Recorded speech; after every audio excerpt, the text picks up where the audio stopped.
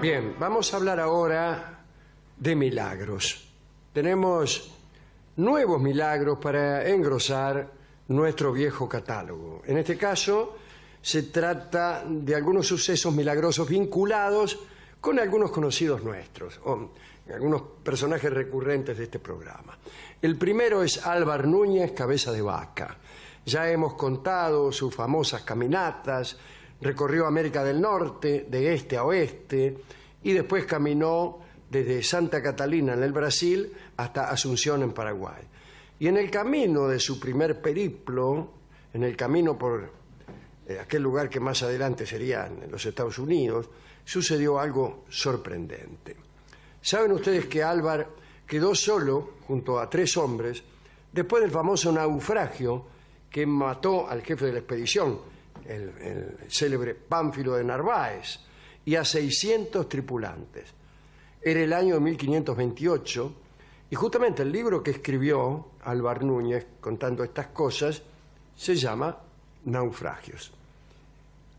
Álvar Núñez entonces empezó su caminata.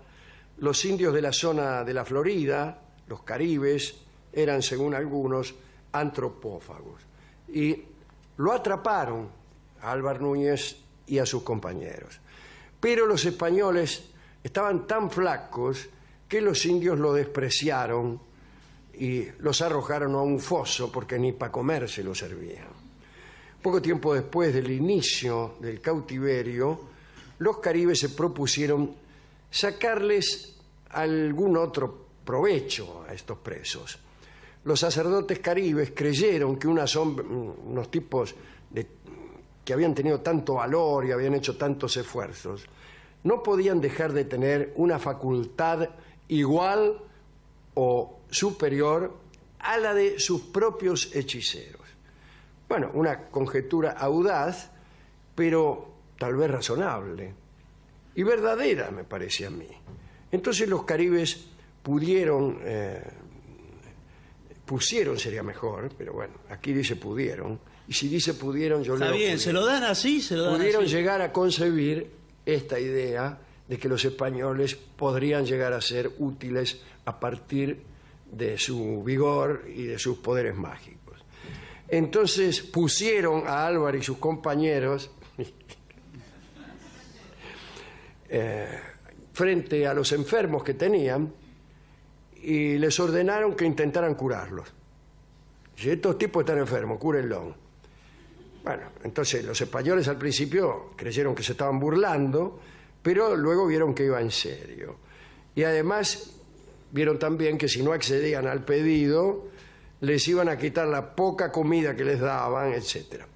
Entonces Cabeza de Vaca le dijo a los indios que ni él ni sus compañeros eran sanadores, ni entendían nada de la materia, pero bueno, al final tuvo que ceder, porque amenazaron con quitarles la vida. Allí entonces Álvar Núñez se presentó ante unos enfermos e hizo lo primero que se le ocurrió, que es lo que hubiéramos hecho nosotros.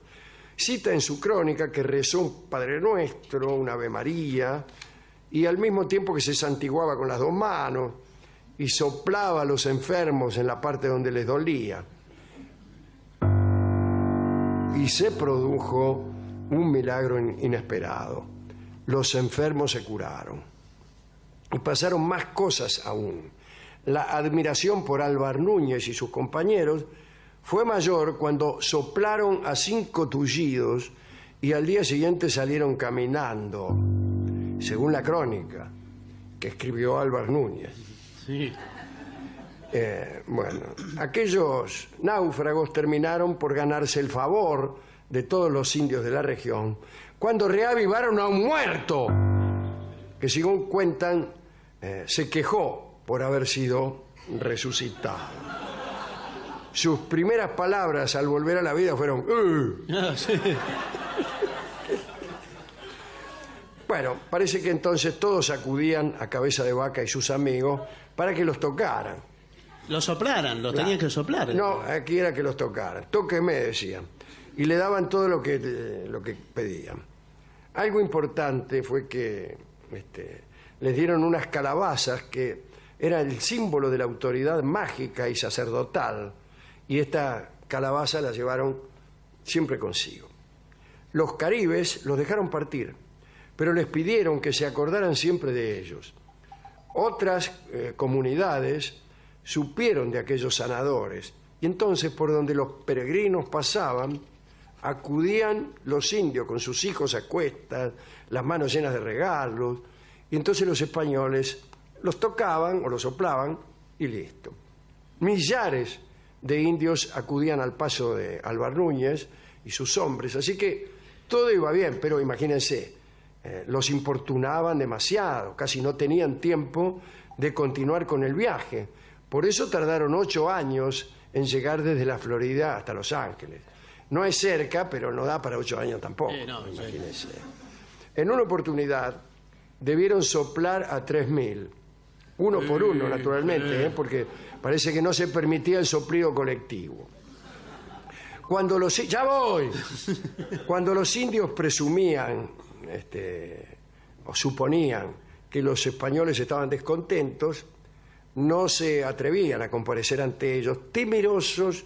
Al revés, cuando los indios creían que los españoles estaban enojados, evitaban verlos porque temían que una sola mirada de un español enojado pudiera causarles la muerte, ¿no?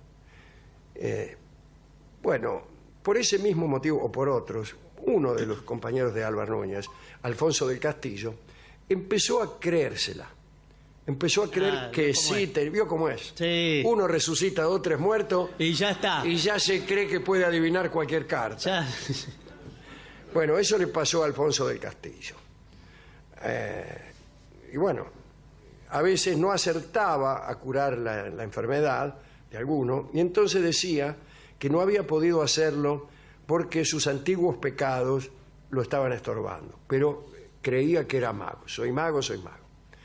Álvar Núñez, en cambio, nunca se la creyó. Sin embargo, me huele a mí que estas historias de su propio libro Naufragio fueron inventadas. Yo no creo que haya resucitado ningún muerto, pero es una actitud interesante esta de Álvar Núñez, que funciona así. Yo te digo que no soy mago, pero cuento las cosas de un modo tal que vos sí te lo vas a creer. Y entonces me van a contradecir. Yo digo, no soy mago. Vos lees el libro y decís, sí, sos mago. Y me contradecís. No, sí, claro. Sos mago. Y es lo que yo quería. Y ahí está. Es lo que yo quería. No, bueno. Así que es un recurso interesante. Los siguientes milagros, este es el primer milagro que hemos contado, ¿no? El milagro de las sanaciones de Álvar Núñez y sus compañeros. El segundo se refiere al Papa Clemente IX y a Santa Rosa de Lima, que es una de las pocas santas americanas. Murió en el año 1617, Rosa. Era famosa por sus penitencias, sus raptos místicos y sus curaciones. Las exequias fueron multitudinarias. Bueno, fueron todas las autoridades, el virrey, don Francisco de Borja y Aragón, el arzobispo de Lima, don Bartolomé Lobo Guerrero. Bueno, 4 años después de la muerte de Rosa, el rey Felipe IV de España llegó al trono y lo primero que firmó fue una carta dirigida al Papa pidiendo la canonización de Rosa. Pero nadie le dio bolilla a esa solicitud, ¿no es cierto? Parece que, bueno, en Roma son siempre reticentes con esto de la santificación. Recién, en 1667, la reina Mariana de Austria volvió a pedir por la santificación de Rosa al Papa Clemente IX. Curiosamente, el Papa tuvo un arranque de escepticismo.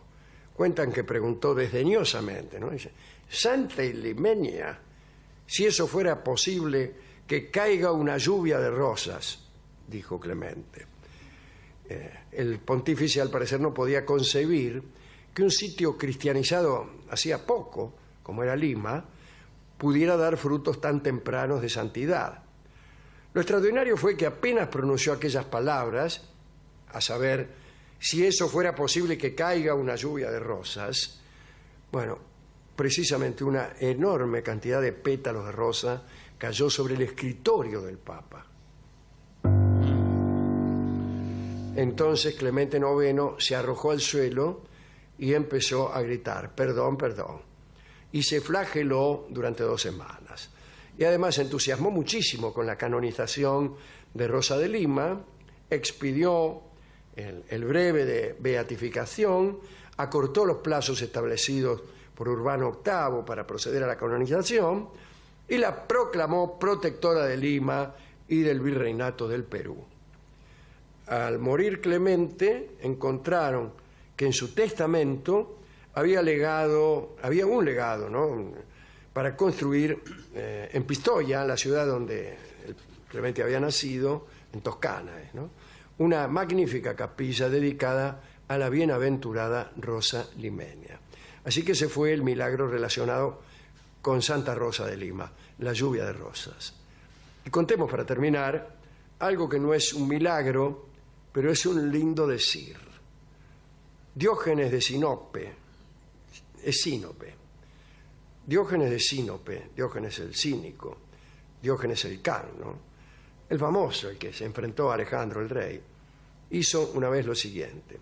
Se dirigió a donde estaba está llamando Nacho Iraola. Nacho Iraola está en plena grabación del programa. ¿Pero qué cosa? Pero, está saliendo al aire vos mismo.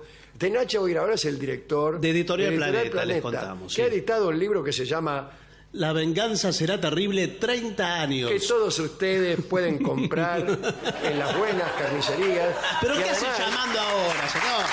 Es un aplauso para Nacho Iraola, ¡Milagro! ¡Milagro! ¡Milagro! Es un milagro. Estamos hablando de milagros, Nacho. Bueno, sí, me encantó. Me está preguntando si me gustó el libro. Pero sí, dígale todo que sí. Yo se lo digo que sí para que corte. Sí, señor. Ahora, en un rato te llamo, Nachito. En un rato te llamo. Bueno, un beso. Chao, chao. ¿Pero cuánto más lo van a llamar? Estamos hablando de milagros.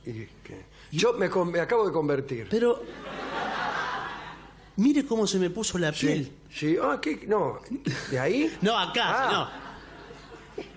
Se me erizan los pelos que no tengo, señor. Sí, claro. Lo impresionado que estoy. Entonces estamos hablando de Diógenes. Hizo una vez lo siguiente. Se dirigió a donde estaba una estatua y se quedó quieto frente a la estatua y le tendió su mano pidiéndole limosna. Y allí, frente a la piedra, se quedó inmóvil. Pasaron largas horas y un hombre se le acercó y le preguntó por qué hacía eso.